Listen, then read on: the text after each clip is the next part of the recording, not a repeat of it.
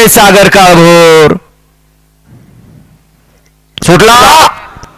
निमसोडकरांच्या मैदानातला भयलचा भेळा सुटला आणि लढा चालू आहे 59 गाड्यामध्ये कोण करतो 1 नंबरचा मानकरी अतिशय सुंदर अशी लढत चालू आहे शेवटच्या क्षणाला बाजी कोण मारतोय अतिशय सुंदर आणि सुंदर अशी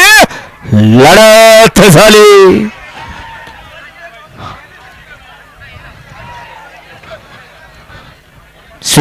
अशी लढत झाली आड्याला होता बाक्या आणि चिक्या पड्याल होता